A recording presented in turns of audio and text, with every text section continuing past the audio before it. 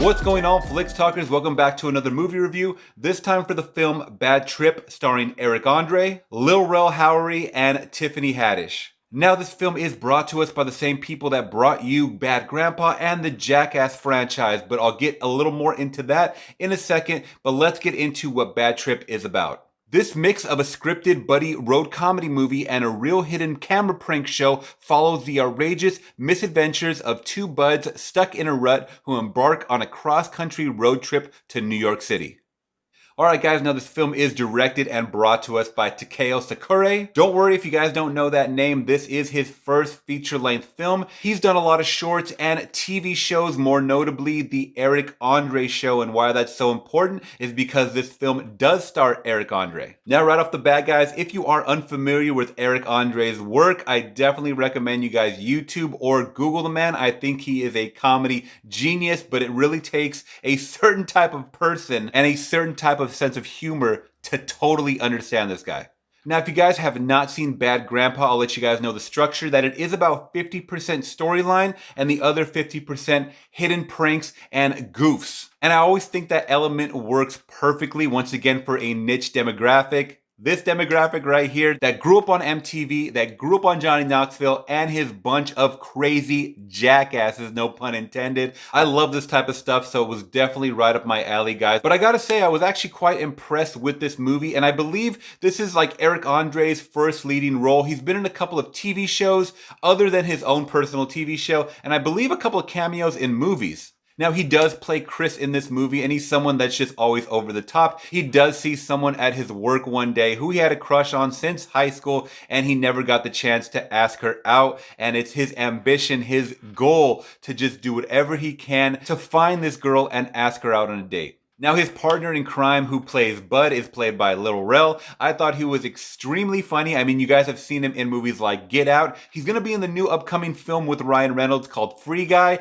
This guy needs his own damn movie, but I love that they threw him in as a co-star, and he gets a lot more screen time than he usually does. And last but not least, we get Trina, played by Tiffany Haddish. Now, this is someone that I grew to love. I didn't really follow her career from beginning to end. Like I said, guys, I did catch her in Like a Boss recently, so I definitely liked her character in that. And her character in this film is not any different, if not amplified gangster to about 11. She plays the sister of Bud, and she is furious when she finds out that Bud and Chris stole her car to head on up to New York to find this girl Maria, who's the love of Chris's life. Now, as you guys can imagine, just like in Bad Grandpa, along their road trip, they are out-of-towners, so they just kind of interact with the locals and just play pranks with them along the way, while also trying to fit in this buddy dynamic of them being lifelong friends and how important it is for Chris to follow his heart. Now, I already know what you guys are thinking. That's not the most creative storyline, and that's where I gotta fault it. I definitely gotta give it a lowered score based off the storyline. Once again, like I just said, almost verbatim Bad Grandpa story. Instead of the grandpa and his nephew, you just switch them out for Chris and Bud. Well, what can be said about these movies, guys? I mean, you go in it to see the reactions of people, and damn, do we get some funny ass reactions from people along that east coast of Florida, Georgia. You get Delaware, I believe, was in there, all the way up until they finally hit New York. So you get that whole East Coast rim, guys, of just reactions. And I thought it was extremely funny. I was laughing from beginning to end because right off the bat, they let you know what kind of movie this is. Now, of course, you're gonna get your more practical and situational goofs, but they had a couple, and I'm just gonna say Silverback Gorilla was way over the top.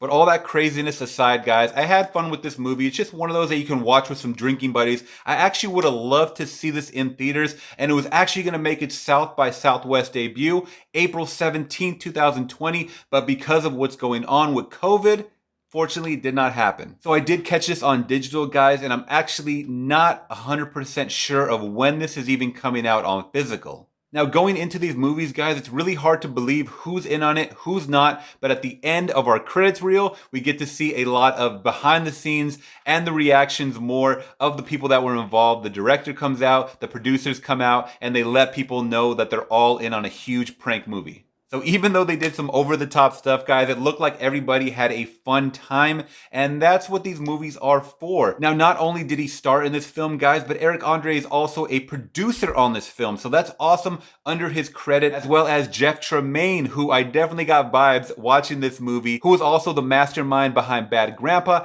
and the Jackass franchise. As well as David Bernard, who was also a producer on The Mule, Zombieland, Double Tap, and Unicorn Store. And I can't forget Jason Kloth as a producer of this film, who also produced for such movies like Joker, the upcoming Candyman, and Ghostbusters Afterlife.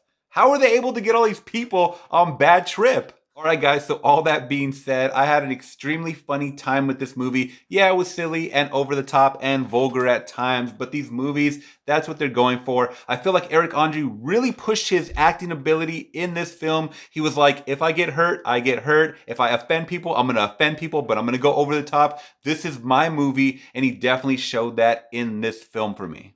So all that being said, guys, I gotta give Bad Trip a solid 4 out of 5, saying definitely check it out if you guys are comedy fiends. If you guys are fans of that hidden prank type of cinema, definitely go check this one out. I think you guys are gonna have a good time. Alright guys, what'd you think about my spoiler-free review on Bad Trip? Please give me a thumbs up. It always does help the channel out so much. And make sure you guys are hitting that subscribe and bell notification for more movie and movie news content like this. Thank you guys so much. Till next time, I'm gone. Peace.